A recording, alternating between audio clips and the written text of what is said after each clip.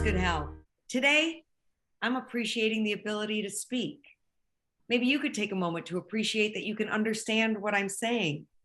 There are more than 2 million Americans who have a communication disorder. It's called aphasia. And it's a condition basically unknown outside the clinical world until recently, when Hollywood star Bruce Willis was diagnosed with it and actually had to retire because he couldn't remember his lines.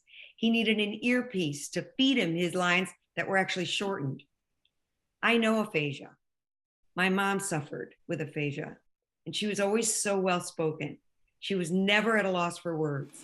It's called 50 Shades of Grey. She was an actress. I have always depended on the kindness of strangers. When suddenly she struggled even just to repeat a simple sentence I would give her. Welcome to dinner at the Senior Center. Welcome to winter at the Senior Center. No. And ultimately, she could barely get a word out. I want. All right. Joy Freed is a speech pathologist at Chelsea Hospital. I don't think people realize how common this is and still don't even know the word aphasia. So aphasia is a language impairment that affects an individual's ability to produce speech, to understand language, and also to produce language fluently. There are some patients who are unable to communicate at all, and then some have it so mild that it's really undetectable to others, right? Absolutely. What do you see most in the clinic? We often see people who can express their ideas, but it's very halting. They can't come up with the words, or it's very almost telegraphic in nature. We also see people who are struggling with the motor production of speech, and that's called Broca's aphasia, where they might even look like they're groping for the motor movement at the mouth level, even though they know the word that they want to come out with or the language structure they want to come out with. But we also see people who have difficulty understanding what people are saying to them. The brain injury can result from a stroke or a traumatic injury such as a fall or a car collision, or it can be as a result of a brain tumor and potentially surgery that is used to remove the tumor, as well as brain infections and our poisoning. We mentioned Bruce Willis. Sounds to me he has a type of aphasia called primary progressive aphasia, where he was fine and then all of a sudden had difficulty coming up with language and words and needed prompting and then couldn't remember what people were saying. So it's more of a progressive form rather than a result of an injury. What's been the Bruce Willis impact, having such a big celebrity be diagnosed and open about having aphasia? Well, it's very helpful for the community at large of people with aphasia because it's an invisible disability for many people. It's not something that's physically apparent, and it's not something that until somebody speaks, people realize there's something wrong. And it's often misinterpreted as a lack of intelligence or a mental health issue or antisocial behavior, which it is none of those things. Joining us now, a couple married some 36 years from Dexter, Michigan, Chris and Christy Zobzak. Tell us your story with aphasia. So my story began a year and 5 months ago. It was February 9th on a Tuesday. I had a stroke. I said, we need to call an ambulance right now, honey. I think you're having a stroke. And came out, basically couldn't speak. I looked at him and he looked at me with this kind of weird look, but he looked physically the same. And when Chris went to speak, it was like mixed up. To see him struggling is so hard. It's really hard.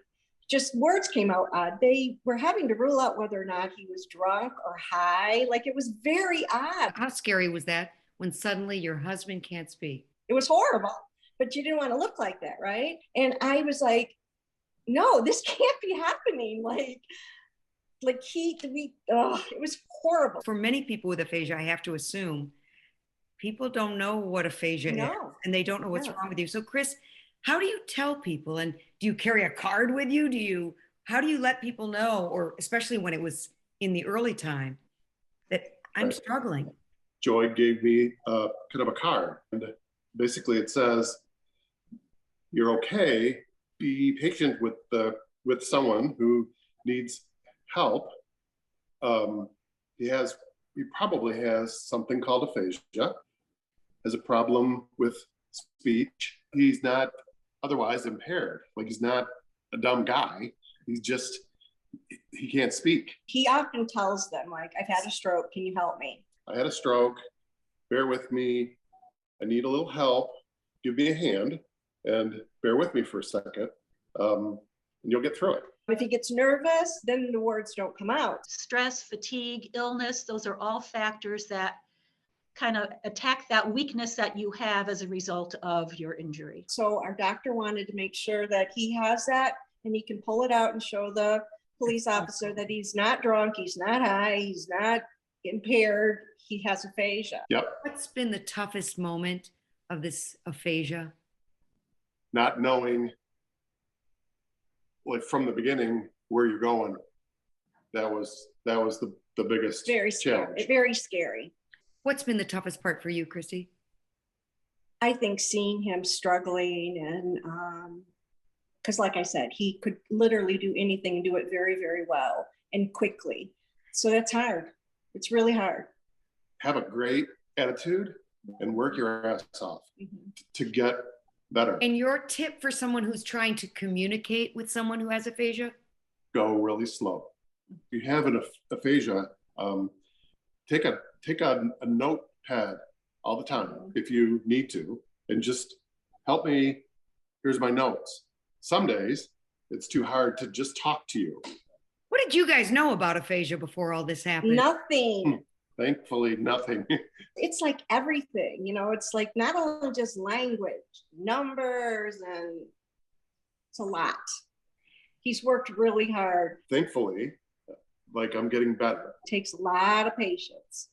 Now, Joy, we know it's more common in older adults, particularly those who've had a stroke. But aphasia hits all ages, all races, men, women. What are you looking for when you diagnose a patient? How fluent or smooth their speech production is, how easily they're able to express the ideas they have in their head. I'm also looking for understanding. Can you follow directions? Can you follow a conversation? Intensive therapy and participating in intensive therapy is going to get you started on the right road.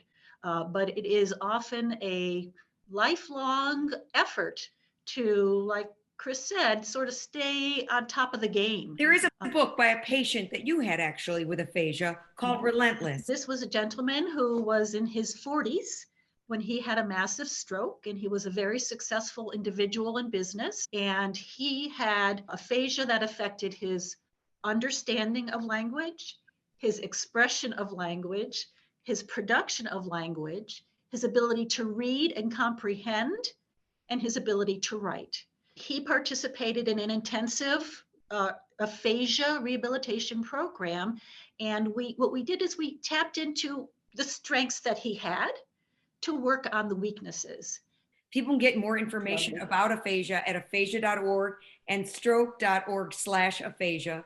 Keep in mind, aphasia, trouble using words, it could mean something more serious like a stroke. So if you suddenly have a hard time speaking and understanding speech, finding words, problems reading, problems writing, take it seriously. If it's a medical emergency, make sure you get to the hospital. Thanks so much, everyone. Bye. Thank you. Thanks.